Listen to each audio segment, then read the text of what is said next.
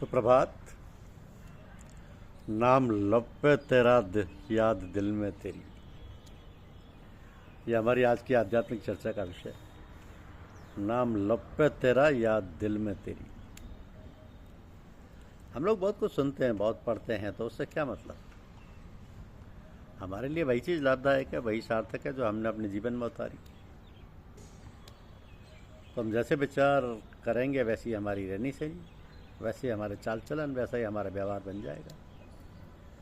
हर वक्त भगवान की याद करें, अपने इष्ट जो भी हैं उन इष्ट भगवान को हर वक्त याद करें। तो ये बातें तो बहुत सी हैं, रोज़ आप खूब सुनते हैं, अच्छे व्याख्यान, अच्छी अच्छी बातें पढ़ते भी हैं, सुनते भी हैं, मगर हमारे लिए लाभदायक वही है जिससे अपने जीवन में उतार सकें। तो अपने जीवन में यही उतारें कि हम हर वक्त चलते फिरते, खाते पीते, सोते जगते भगवान की याद करें। यदि हम हर समय भगवान की याद करेंगे तो हमारे अंदर भगवान के गुण आ जाएंगे। एक बार लाला जी महाराज ने लोगों से कहा कि हम लोगों की ऐसी ड्रेस होनी चाहिए कि जो देख ले पहचान जाए कि हम सत्संगी। उन्होंने कहा ड्रेस की ज़रूरत ही नहीं, हमारा रहन सहन, व्यवहार, बर्ताव ऐसा हो कि लोग उसी से जान लें कि सत्संग समाज के। हमारा आचार विचार, हमारा व्यवहार, बर्ताव ऐसा हो कि लोग देख के हमारी तरफ आकर्षित हों। जड़ चेतन गुण दोषमय विश्व की निकटता, संत हंस गुण गहे पे परिहरि वार विकार। भगवान ने दुनिया में अच्छी बुरी सब तरह की चीज़ें बनाई, लेकिन जो बुद्धिमान पुरुष है वो हंस की तरह, जैसे दुग्ध मिश्रित जल में से हंस दूध पी लेता है, पानी छोड़ देता है। तो जो अच्छे लोग हैं, भगवान के भक्त हैं, भगवान के प्रेमी हैं, वो अच्छी बातों को ग्रहण करते हैं, बुरी बातें तो छोड़ देते हैं। तो आप याद कर लीजिए कि नाम लब पे तेरा याद दिल में तेरी। हृदय में उसको याद हो, मुख में उसका नाम हो, और आंखों में हम जिस रूप में भी भगवान को मानते हैं वो शक्ल हमारी आंखों में हो। नाम लब पे तेरा याद दिल में तेरी, शक्ल आंखों में हो, यही पूजा है, आराधना है। वाणी से हम अपने ईश का नाम स्मरण करें, हृदय में उसकी याद रखें और आंखों में उसकी शक्ल समाई रहे। जहाँ भी नज़र पड़े वही वही दिखाई दे। A man colours the nature according to his own inclination. Sawan में कहते हैं ना कि सब हरा ही हरा दिखाई देता है। तो आदमी के अंदर जैसे विचार होते हैं, जैसी उसकी धारणा होती है, वैसे ही उसको सब संसार दिखाई देता है। हम अंदर से खूब खुश हों तो बाहर चाहे जैसा मातम हो, हमें कुछ दिखाई नहीं देता। अगर हमारे अंदर बहुत दुख हो, मातम हो, तो बाहर कितनी भी खुशी का माहौल क्यों ना हो, हमें कुछ भी आनंद अनुभव नहीं होता। तो हम जैसा विचार करेंगे, जैसा हम सोचेंगे, वैसा अभ्यास करेंगे, जैसा अभ्यास करेंगे बिल्कुल वैसे ही बन जाएंगे। इसलिए हम सबको कोशिश करनी चाहिए कि हम हर वक्त भगवान की याद करते रहें।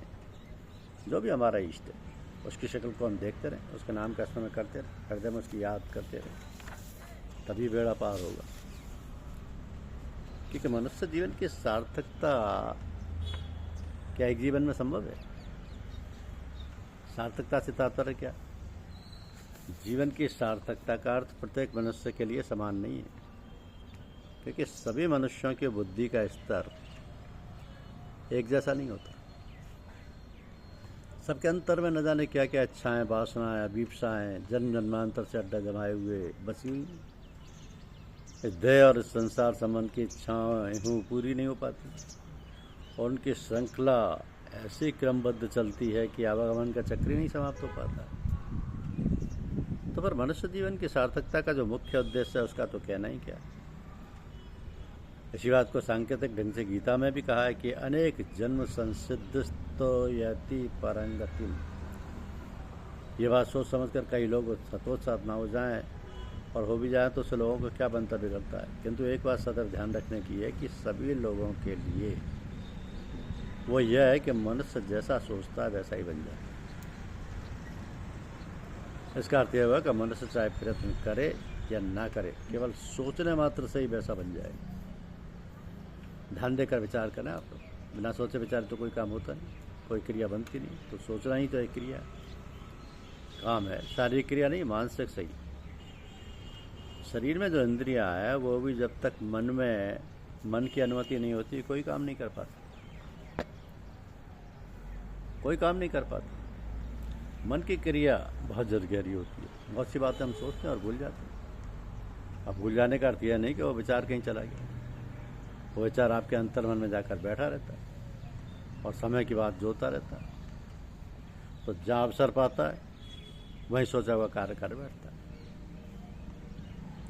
तो ऐसे असंख्य विचार हमारे अंतर्मन में डेरा जमाए सोते रहते हैं और जब भी समय पाते हैं अपना काम कर जाते हैं। ये सब एक जन्म में ही संभव नहीं होता है। इसी प्रकार जो साधना रहते हैं उनकी शब्द साधना ऊंचा तथा सच्चा संगीत है। वो शब्द हमेशा हमारे अंतर में गूंजने वाला है और इसे ही ईश्वरीय आवाज़ कहते हैं। तो जो सच्चे सतगुरु और संत हैं वही अपने सेवक को शब्द सुनने का भेद और तरीका बतलाते हैं। अंतर में शब्द कैसे सुना जाता है, उसमें कैसे समाया और लीन हुआ जाता है, ये तरीका वही गुरु लोग बता सकते हैं जो स्वयं उसे करते हैं और उसी में लीन है और परमात्मा से जुड़े हुए। इसका वर्णन कबीरदास जी ने सूरत शब्द योग के नाम से किया है। ये तरीका सरल है, इसमें कोई शक नहीं, मगर इसके पूरे जानकार और सच्चे सतगुरु बिरले ही मिलते हैं। यह मार्ग यानी शब्द मार्ग सरल हो तो ये बहुत कठिन है। इस मार्ग पर वही चल सकता है जिसने अपने आप को पूरी तरह से गुरु को समर्पित कर दिया है और बिल्कुल उनकी इच्छा और इशारे पर चल सकता है। तो इस मार्ग में आदमी इतनी जल्दी तरक्की करता है कि कदम डगमगाने लगता है, मगर गुरु लोग उसकी संभाल और देखभाल करते हैं। जरा सी लापरवाही से साधक कहीं का कहीं जाकर गिर सकता है। इसलिए संयम और यम नियम का पालन बहुत जरूरी है। जिस साधक ने पहले से ही यम नियम आसन आदि का अभ्यास कर रखा है और शरीयत की पूरी पाबंदी करता है, उसको तो कोई खटका नहीं। उसे तो गुरु लोग आज संभाल कर निकाल ले जाते हैं।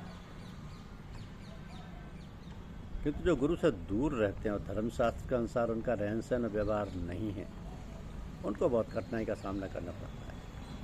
भगवान ही दया कृपा करें, गुरु लोग अपनी सामर्थ्य से उसको साथ साधे रहें तो फिर बेड़ा पार है। धन्यवाद। यूट्यूब चैनल को लाइक और सब्सक्राइब अवश्य करें। शुक्रिया।